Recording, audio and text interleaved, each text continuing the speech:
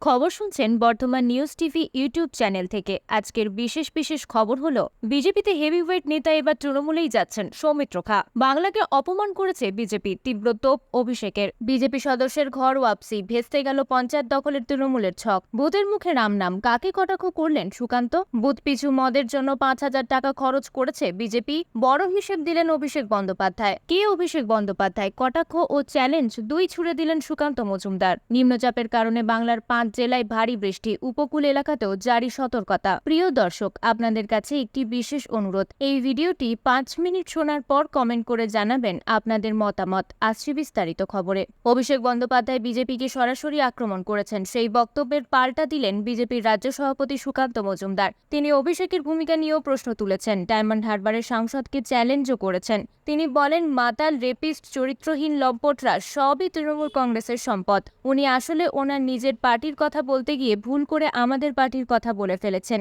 তিনি আরও কটাক্ষ করেন, পাড়ার যত পেচো মাতাল সব ওনার দলেরই নেতা। উনি হয়তো সবার নাম জানবেন না, উনি চাইলে আমি জেলা ধরে ওই সব মাতালদের লিস্ট ওনার কাছে পাঠিয়ে দেব। ভোটের সময় 40 কোটি টাকা মদে খরচ করেছে বিজেপি, এই কটাক্ষ করেছেন অভিষেক। সুকান্ত পাল্টা বলেন, এই ভোটে তৃণমূল কংগ্রেস যে বিপুল পরিমাণ টাকা খরচ করেছে তার লিস্ট অবধি আমাদের হাতে রয়েছে। বুথ লেভেল পর্যন্ত 15,000 টাকা করে এক একজনের পেছনে খরচ করা হয়েছিল। অভিষেক বন্দ্যোপাধ্যায় কে? উনি তো রাজ্য সরকারের কেউ নন, উনি একজন সাধারণ সাংসদ হয়ে যদি সরকারের গতিপথ ঠিক করে দেন, তাহলে মুখ্যমন্ত্রীর এটিকে সাংবিধানিক শিলমোহর দেওয়া উচিত। কিন্তু সাংবিধানিক শিলমোহর ছাড়া যদি কেউ এই ঘটনা চালিয়ে যান, তাহলে ভারতবর্ষের সংবিধান চ্যালেঞ্জের মুখে পড়ে যাচ্ছে বলে আমার মনে হয়। পরিষ্কার এই বক্তব্য রেখেছেন সুকান্ত মজুমদার। ভোট লুট না করে, ছাপ্পা না দিয়ে কেন্দ্রীয় বাহিনীর মাধ্যমে সুষ্ঠু ভোট করিয়ে দেখাক অভিষেক বন্দ্যোপাধ্যায়। সাধারণ মানুষের কতটা ভালোবাসা তৃণমূলের প্রতি আছে দেখা যাবে, চ্যালেঞ্জ ছুড়ে দিলেন সুকান্ত মজুমদার। 21শে জুলাই সভামঞ্চ থেকে আক্রমণাত্মক মেজাজে ছিলেন অভিষেক বন্দ্যোপাধ্যায়। বিজেপিকে আক্রমণ করলেন সরাসরি। লোকসভা নির্বাচনের সময় মদের খরচের হিসেবও দিলেন তিনি। এই বক্তব্য নিয়ে রাজ্য রাজনীতিতেও চর্চা শুরু হয়েছে। সন্দেশখালী ছিল লোকসভা ভোটের আগের টাটকা রাজনৈতিক ইস্যু। বিজেপি লাগাতার তৃণমূলকে আক্রমণ করে গিয়েছে। প্রধানমন্ত্রী নরেন্দ্র মোদী, স্বরাষ্ট্রমন্ত্রী অমিত শাহ থেকে বিজেপি নেতারা আক্রমণ করেছেন সরাসরি। সেই সন্দেশখালী ইস্যুকেই হাতিয়ার করেছেন অভিষেক বন্দ্যোপাধ্যায়। সন্দেশখালী প্রসঙ্গ টেনেই বিজেপিকেই কড়া আক্রমণ করেছেন ডায়মন্ড হারবারের সাংসদ।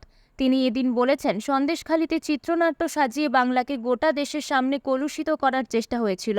আপনারা দেখেছেন, সন্দেশখালী 2 নম্বর ব্লকের বিজেপির মণ্ডল সভাপতি গঙ্গাধর বলেছেন, ভোটের দিন প্রতি বুথে বিজেপির মদের খরচ ছিল 5,000 টাকা।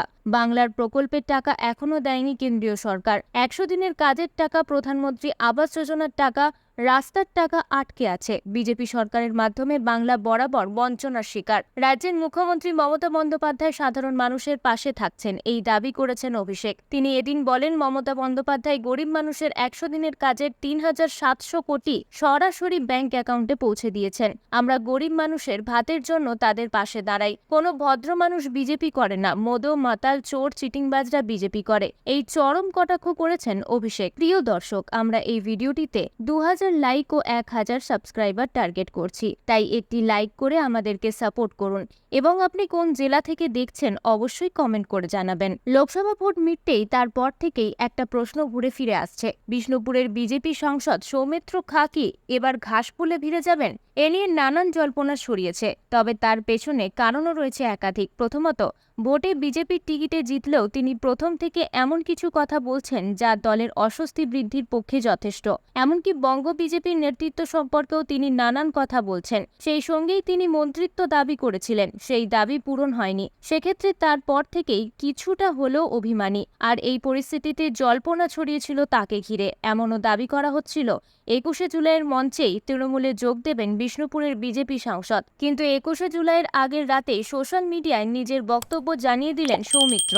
বিষ্ণুপুরের সাংসদ ফেসবুকে ভিডিও বার্তায় বলেন, সৌমিত্র খাঁ যেখানে আছে সেখানেই থাকবে। যারা প্রোপাগান্ডা ছড়াচ্ছেন তাদের উদ্দেশ্যে বলতে চাই, সত্য খবর পরিবেশন করুন। এটা শুনতে লজ্জা লাগে যে মিডিয়ার কিছু চ্যানেল যারা নিজেদের টিআরপি বাড়ানোর জন্য সৌমিত্র খাঁকে নিয়ে খবর করছেন, এটা খুব খারাপ। তবে হঠাৎ কেন ফেসবুক লাইভে এসে এমন কথা বলতে হলো সৌমিত্রকে? এই পরিস্থিতির জন্য সৌমিত্রর সাম্প্রতিক একাধিক মন্তব্যকেই দায়ী করছেন পর্যবেক্ষকদের অনেকে। ওই মহলের মতে নির্বাচনে জয়লাভ করার পরেই তৃণমূলের সেকেন্ড ইন কমান্ড অভিষেক বন্দ্যোপাধ্যায়ের গাল ভরা প্রশংসা শোনা গিয়েছিল সৌমিত্র খাঁর গলায়।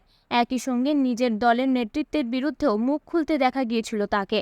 সেখান থেকে যাবতীয় জল্পনা। তবে তিনি যে তৃণমূলে যাচ্ছেন না তা এবার স্পষ্ট করে দিলেন বিষ্ণুপুরের সাংসদ, তৃণমূলের সর্বভারতীয় সাধারণ সম্পাদক অভিষেক বন্দ্যোপাধ্যায়। তবে 24 মিনিটেই নিজের বক্তৃতা শেষ করেছেন। ওই সময়ের মধ্যে দলের নেতা কর্মীদের যেমন সতর্ক করলেন, পাশাপাশি তিনি দলের নবীন ও প্রবীণদের সামঞ্জস্য বিধানের কথাও বলেন। তিনি বলেন, লোকসভা ভোটে জয়ের মূল কারিগর মমতা বন্দ্যোপাধ্যায় এবং অখিলেশ যাদব।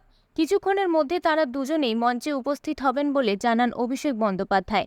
তিনি ডায়মন্ড হারবারে তাকে জেতানোর জন্য সেখানকার জনগণকে ধন্যবাদ জানান। অভিষেক বন্দ্যোপাধ্যায় বলেন, বিজেপি তাকে হেনস্থা করছে। বয়স্ক বাবা মা, স্ত্রী, শিশু, পুত্র কন্যাকেও হেনস্থা করছে বলেও অভিযোগ করেন তিনি। সমাবেশে আসা জনগণের উদ্দেশ্যে বলেন, তিনি যা কথা দিয়েছেন সব পালন করবেন, কিন্তু সবাই সেই কথা দিচ্ছেন তো? 31শে ডিসেম্বরের মধ্যে আবাস যোজনার টাকা দেয়া হবে বলেও ফের একবার আশ্বাস দিয়েছেন অভিষেক বন্দ্যোপাধ্যায়। সমাবেশে অভিষেক বন্দ্যোপাধ্যায়কে বলতে শোনা যায়, রাজ্যে তথাকথিত নিয়োগ দুর্নীতিতে যদি পার্থ চট্টোপাধ্যায়ের বাড়িতে গিয়ে তল্লাশি চালিয়ে তাকে গ্রেপ্তার করা হয়, তাহলে নিটে প্রশ্ন ফাঁসের জন্য কেন ধর্মেন্দ্র প্রধানের বাড়িতে তল্লাশি চালিয়ে তাকে গ্রেপ্তার করা হবে না? দুদিন আগে বিজেপির এক পঞ্চায়েত সদস্য তৃণমূলে যোগদান করায় গেরুয়া পঞ্চায়েত দখলের পথে এগিয়েছিল ঘাসফুল শিবির। কিন্তু ওই পঞ্চায়েত সদস্য শনিবার বিজেপিতে ফিরে আসায় পঞ্চায়েত দখলের পরিকল্পনা ভেস্তে গেল তৃণমূলের। গাইঘাটার ফুলসরা গ্রাম পঞ্চায়েতে ফের ব্যাকফুটে তৃণমূল। এদিন বিকেলে বনগাঁর বিজেপি সাংসদ শান্তনু ঠাকুরের হাত থেকে বিজেপির পতাকা তুলে নেন হর্ষিত বিশ্বাস নামে ওই পঞ্চায়েত সদস্য।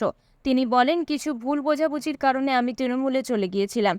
কিছু ক্ষোভ অভিমান ছিল, আবার নিজের ঘরে ফিরে এসেছি। বিজেপির পঞ্চায়েত সদস্য হর্ষিত বিশ্বাস বনগাঁর তৃণমূলের সদর কার্যালয়ে এসে বিজেপি ছেড়ে তৃণমূলে যোগদান করেছিলেন। তার হাতে তৃণমূলের পতাকা তুলে দেন বনগাঁ সাংগঠনিক জেলার তৃণমূল সভাপতি বিশ্বজিৎ দাস। ফলে ফুলসরা গ্রাম পঞ্চায়েতে 24টি আসনের মধ্যে 13টি তৃণমূল ও 11টি বিজেপি হয়ে যায়। অনাস্থা এনে বোর্ড গঠনের সিদ্ধান্ত নিয়েছিল তৃণমূল, কিন্তু হর্ষিত বিজেপিতে ফিরে যাওয়ায় তৃণমূলের সেই পরিকল্পনা ভেস্তে যায়।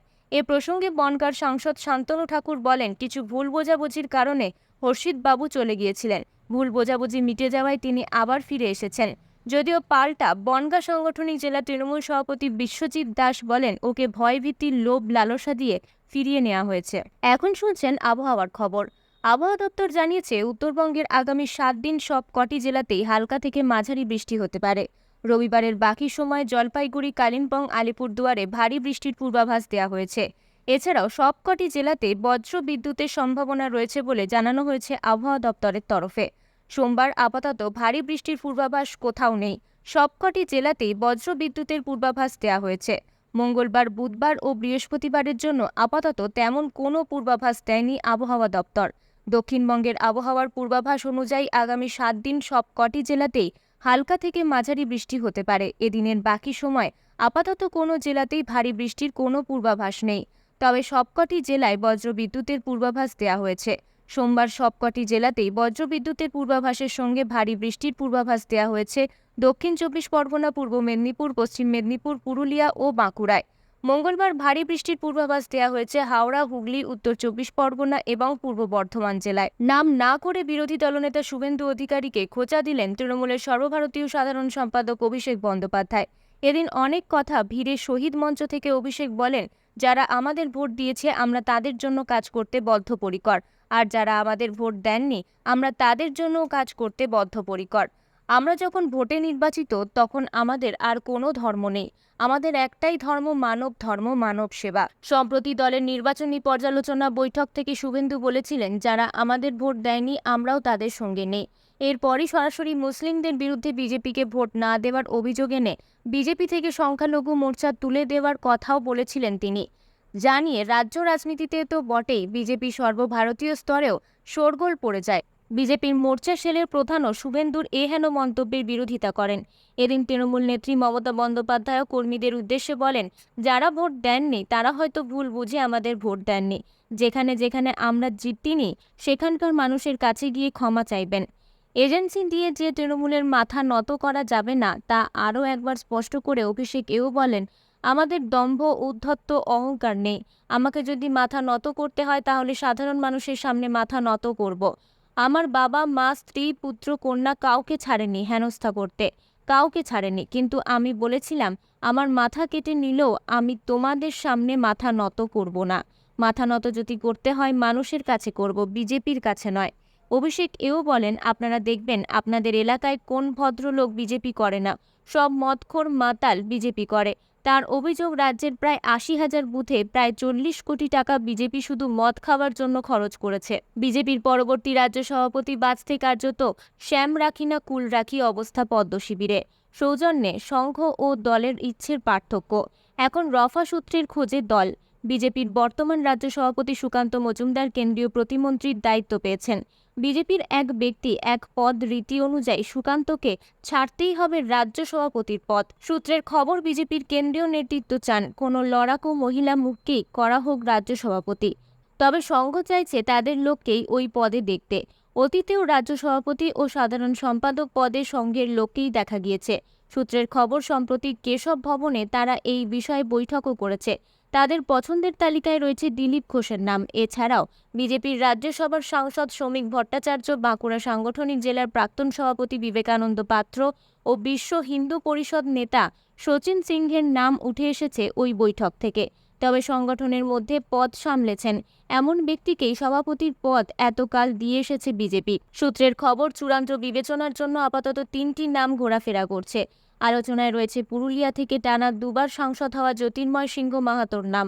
তিনি বর্তমানে রাজ্য বিজেপির সাধারণ সম্পাদক। বর্তমানে রাজ্য বিজেপির সহসভাপতি জগন্নাথ সরকার রানাঘাট আসন থেকে দ্বিতীয়বার সংসদে গিয়েছেন।